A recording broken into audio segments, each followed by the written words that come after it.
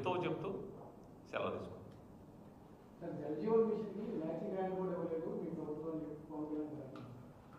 అసలు జల్ జీవన్ మిషన్లో ఏం జరుగుతుందో నీకు తెలుసా? నిన్న శంకుస్థాపన చేశారు కదా. ఈ రాష్ట్రంలో జరుగుతున్నటువంటి జల్ జీవన్ మిషన్లో ఎక్కడన్నా ఎడిషనల్గా సోర్స్కి కెపాసిటీ కేటాయించారా? ఉన్నటువంటి ఇన్ఫ్రాస్ట్రక్చర్, ప్రస్తుతం ఉన్నటువంటి మౌలిక సదుపాయాల ద్వారా మాత్రమే ఇంటింటికి నీళ్లు ఇవ్వాలనేటువంటి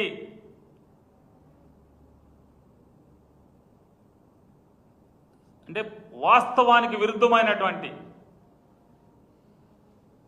తప్పుడు నిర్ణయాన్ని మీరు అమలు చేద్దామని చెప్పినటువంటి చూసే ప్రయత్నం మీరు చూడండి ఒకసారి. ఆ పథకాన్ని మీరు ఎవరన్నా వెళ్ళి గమనించండి. జనాభాకి ఎంత నీళ్లు కావాలి, వీధి పంపులో పట్టుకుంటే ఎంత నీళ్లు కావాలి, అదే మన దొడ్లోకి వస్తే పంపు ఇంట్లోకి వస్తే ఎంత నీళ్లు వాడతారు. దానికి సరిపడా మీరు సోర్స్ని పెంచుతున్నారా లేదా? సోర్స్ ఏర్పాటు కోసం ఆ సరిపడా వాటర్ సోర్స్ కోసం ఎక్కడైతే నీళ్ళ చెరువులు పెంచడమా, ఫిల్టర్ మీడియా పెంచడమా, లేదా బ్యాలెన్సింగ్ రిజర్వాయర్లు కొత్తవి కడతామా,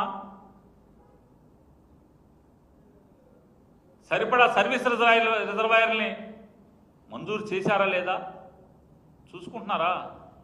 చూసుకుంటే మీ భాగవతం మీకే అర్థమవుతుంది. కాబట్టి ఇట్లాంటి